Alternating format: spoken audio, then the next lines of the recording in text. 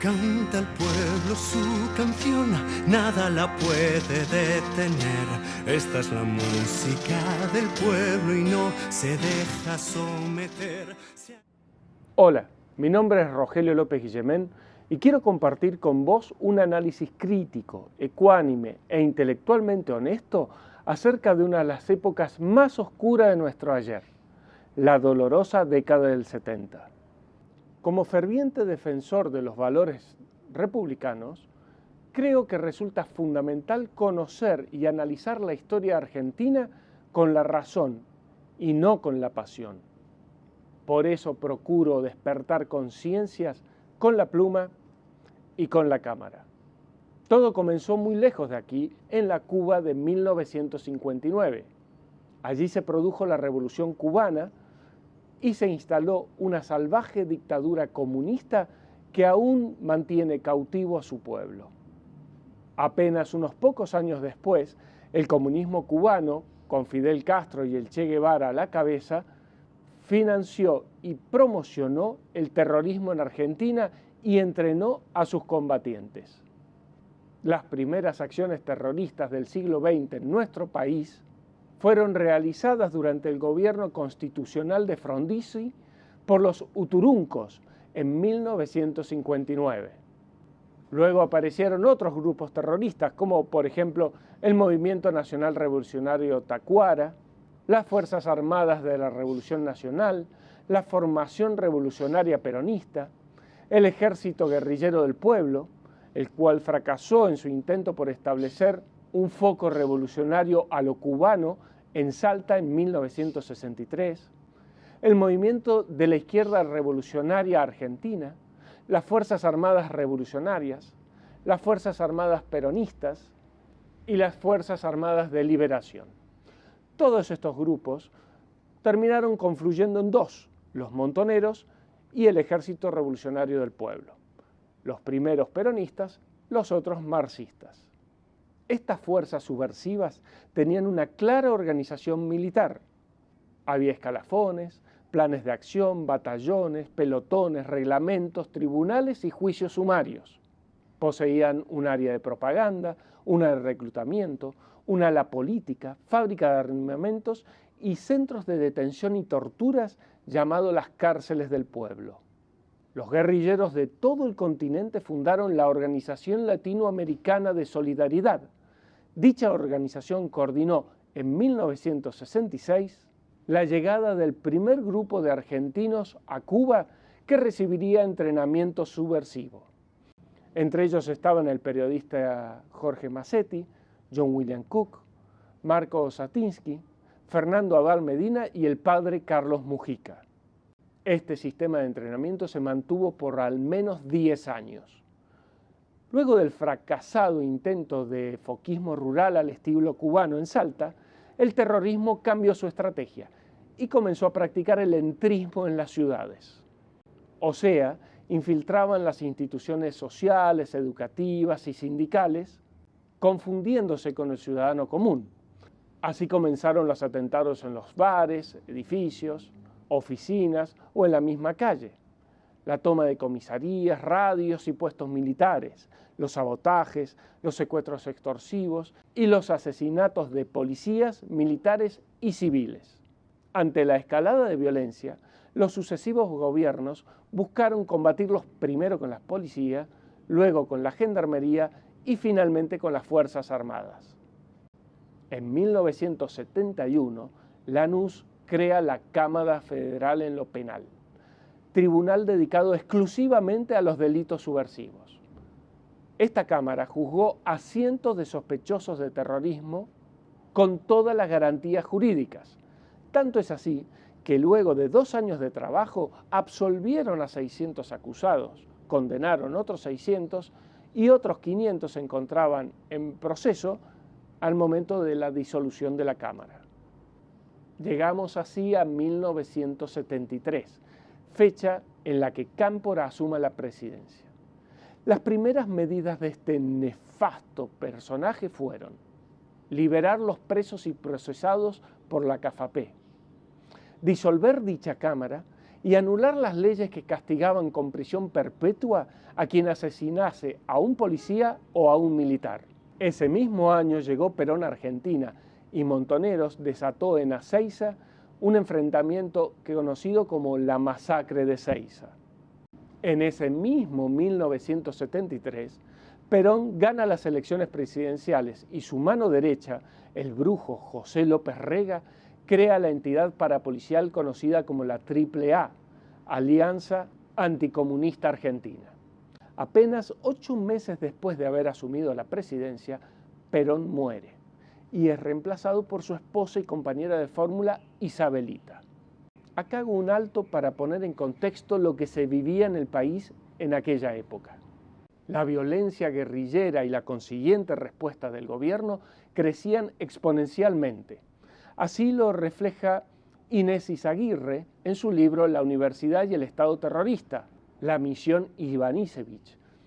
Allí señala que durante el gobierno de Perón los subversivos tuvieron 56 muertos, mientras que en el gobierno de Isabelita tuvieron 923, casi 20 veces más. Ante tanta violencia reinante, la Presidente decretó el estado de sitio y entre los considerandos de este decreto podemos leer que ejerciendo la plenitud de su poder, el Estado Nacional debe, con toda energía, erradicar expresiones de una barbarie patológica que se ha desatado como forma de un plan terrorista aleve y criminal contra toda la nación. Que la generalización de los ataques terroristas que repugnan a los sentimientos del pueblo argentino sin distinción alguna, promueven la necesidad de ordenar todas las formas de defensa y de represión contra nuevas y reiteradas manifestaciones de violencia. El terrorismo de aquella época realizó 4.380 atentados con bomba, secuestró a 758 argentinos, hirió a 2.368 y asesinó a 1.094 compatriotas, entre ellos 29 niños. Como verás, todo aquel que minimice el terror que asolaba a los argentinos de entonces, o es un ignorante, o es un idiota, o es un perverso. El gobierno no poseía un instrumento judicial apropiado para enfrentar este caos. Así lo refleja el comandante peronista Vilas al expresar que es más fácil hacer pasar un camello por el ojo de una aguja que condenar a un subversivo en sede judicial. Isabelita intentó recrear la Cámara Federal en lo penal, pero ningún juez quiso asumir esa función. Decisión bastante lógica si recordamos que sus antecesores sufrieron múltiples atentados e incluso uno de ellos murió acribillado. Así llegamos al famoso decreto 261 del 75, dictado por Isabelita en febrero de 1975. El Comando General del Ejército procederá a ejecutar las operaciones militares que sean necesarias a efectos de neutralizar y o aniquilar el accionar de elementos subversivos que actúan en la provincia de Tucumán. Acá vuelvo a hacer un alto. Es falso pensar que el gobierno peronista se oponía al accionar del ejército. Valga como ejemplo lo expresado por la presidente Isabelita en Tucumán en abril de 1975 mientras pasaba revista de las tropas junto a quien ella puso al frente de las operaciones, el comandante Vilas. Vengo para presentar mis respetos a quienes ofrendan sus vidas para la tranquilidad de los argentinos. Hoy vengo aquí a rendir mi tributo al ejército argentino. El ejército es hijo del pueblo y lo será siempre. O las palabras de Amado Jury, gobernador peronista de Tucumán, quien dijo en enero de 1976: estamos cumpliendo con la consigna del general Perón de hacer la revolución en paz, con la verdad, con la razón, con la justicia de nuestra realización, y no con la sangre y la violencia que pretende la subversión apátrida a la que felizmente nuestras gloriosas Fuerzas Armadas de seguridad están combatiendo con heroica decisión para erradicarla definitivamente de nuestro suelo. 7 meses después, la presidenta Isabel Martínez de Perón pide licencia por enfermedad y es reemplazada por el presidente de la Cámara de Senado, Ítalo Luder, quien firma un nuevo decreto que extiende la orden de aniquilación a todo el país. Llegamos así al golpe de 1976, golpe que, le duela a quien le duela, fue apoyado y esperado por la inmensa mayoría de la población, de los partidos políticos, de los sindicatos y de la Iglesia. No me creas, revisá las declaraciones de los diferentes referentes de aquella época y verás que no miento.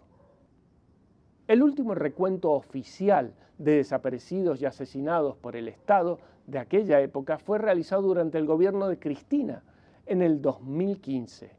Según este informe, durante el gobierno peronista que se extendió entre 1973 y 1976, el número total de desaparecidos y asesinados por el Estado asciende a 1.271 personas.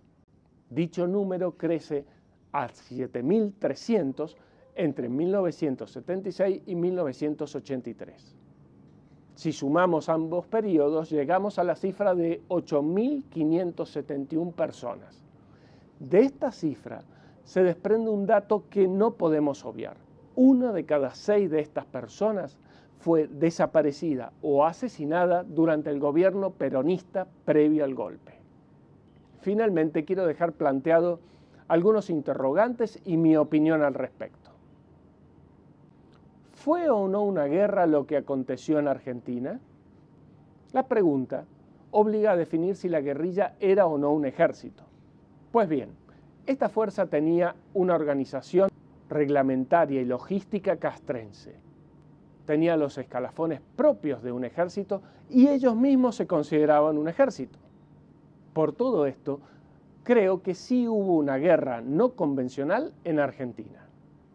¿Variaron las tácticas de combate de ambas fuerzas a lo largo del conflicto? Sí. La guerrilla dejó el inefectivo foquismo rural y eligió como campo de batalla las ciudades. Este cambio buscaba sumar adeptos entre los obreros y los estudiantes y también camuflarse entre la multitud con el implícito riesgo para la población en general.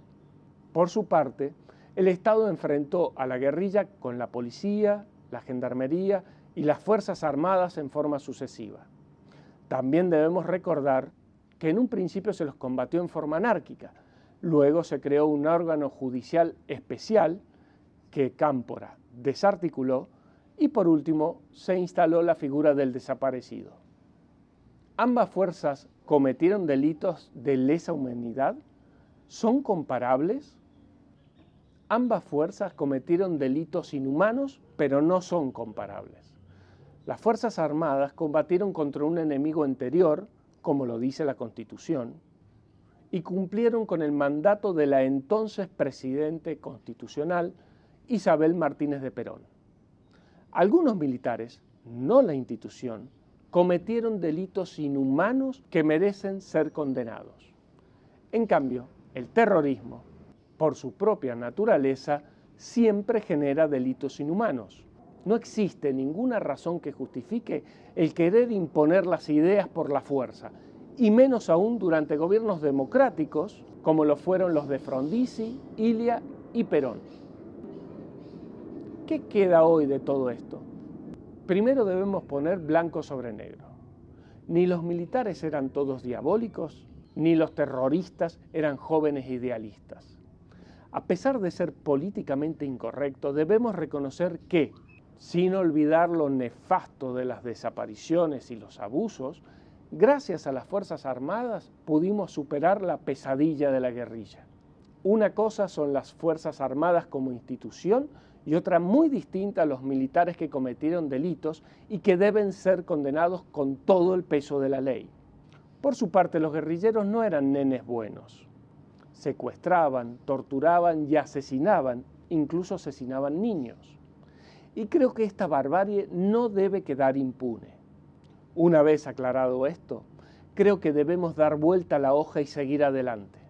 Países que han estado en guerra, como Estados Unidos y Japón, o Gran Bretaña y Alemania, se transformaron en socios a los pocos años. En Sudamérica, Chile y Uruguay ya superaron este debate hace años.